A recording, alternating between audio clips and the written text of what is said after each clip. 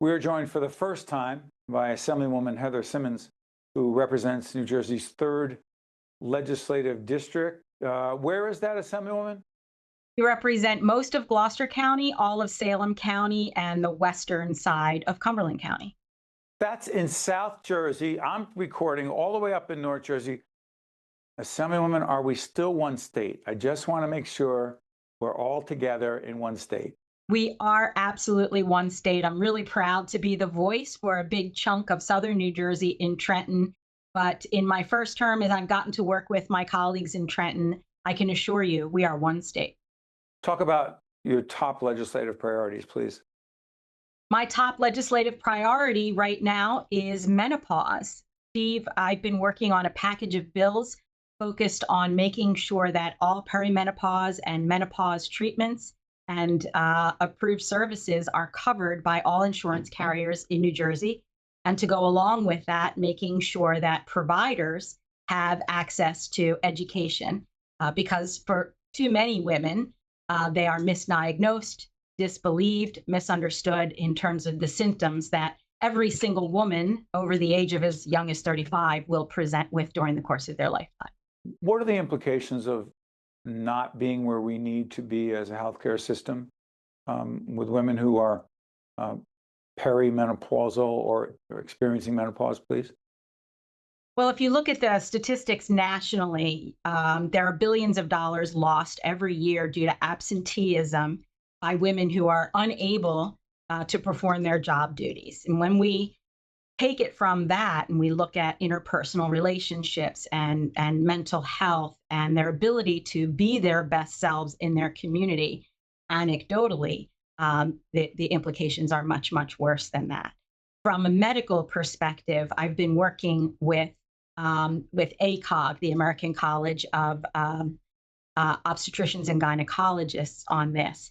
And their perspective is that if we don't properly address the causes and the treatments for menopause, then women spend up to half of their lives without estrogen, without the hormone, this and other hormones that they need to properly function. And the cost to the medical system on that is much higher than the cost to treat the problem.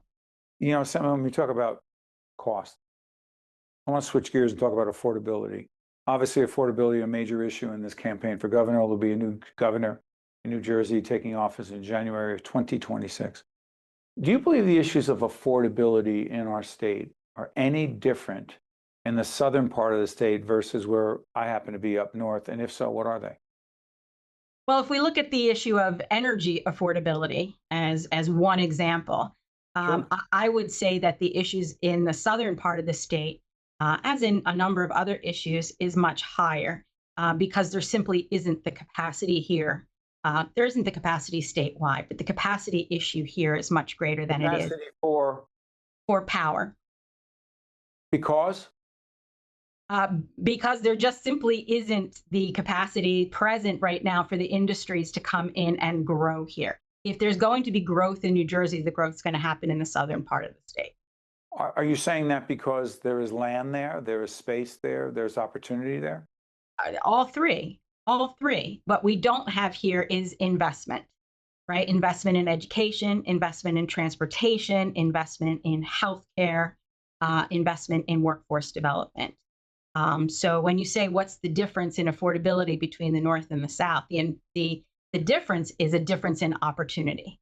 When you are implying, if not going beyond implying, that the southern part of the state on some level is getting the shaft. I would say that that's true in a lot of cases because the money just isn't there for the southern part of the state. Yeah, but I'm trying to understand why. Like, what would be the reason or the reasons for government officials, public policy makers, to give the shaft to shortchange the southern part of the state? I'm not suggesting that there's a nefarious intent here at all. I think that traditionally, the southern part of the state is the site for a lot of farming and a rural environment. And a lot of these communities want to maintain that. And Therefore, there is less investment in sewer and power grid and all of the things that go along with industrial investment in a community, right? But on some level, I'm sorry for interrupting, on some level, aren't southern New Jersey residents pushing back on some of that because they don't want it? Well, that's exactly what I'm getting at. Right. That in order to preserve the rural culture of the communities, a lot of our municipalities are fighting back. A lot of the local leaders here fight back against investment, but then on the other side of it, say that there is no investment, and what do we do about that? So, we have a dichotomy here. So what do you tell them? What do you tell local mayors, municipal officials, assemblywomen who say, we want to keep it the way it is, but the way it is, as you so effectively articulated, shortchanges the southern, it doesn't add up. So what do you say to them?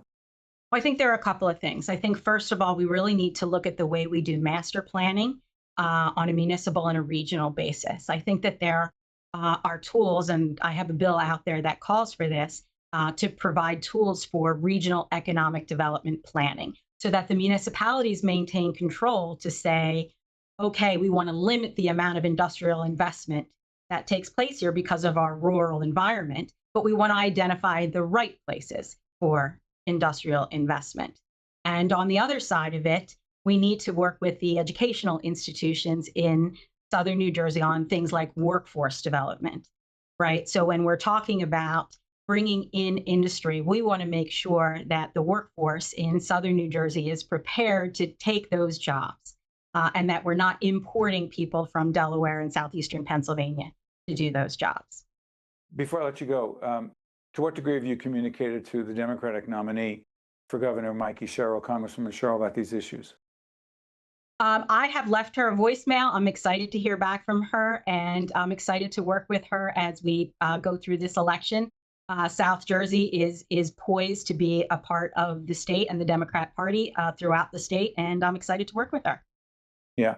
Before I let you go, you admitted before we got on the air that you are a Philly fan. Yes. Philadelphia Phillies baseball, and I'm a Yankee fan.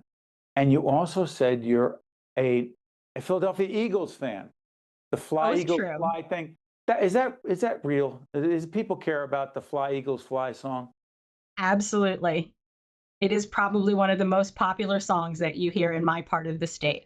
When are you going to stop gloating over winning the big one? Never. I say this as a frustrated New York Giant fan. Congratulations, I have to say begrudgingly. Thank you. Philadelphia and the region is a place of underdogs, and we're scrappy down here, and we fight like heck. And I'm thrilled for Philadelphia and the entire South Jersey region. But you told me we're all one state, so why are you not rooting for the team that's based in New Jersey? No, I'm only kidding. I'm only kidding. That's a much bigger discussion than we have time to address. A lot closer. Assemblywoman Heather Simmons, who represents the 3rd Legislative District down in the South, they matter. Thanks for your time, Steve. No, thank you. We appreciate it. All the best. Take care. I'm Steve Adubato. That's Assemblywoman Heather Simmons. We'll see you next time. State of Affairs with Steve Adubato is a production of the Caucus Educational Corporation. Funding has been provided by the Turrell Fund, a foundation serving children. Holy Name, Rutgers University, Newark. Operating Engineers, Local 825. IBEW, Local 102.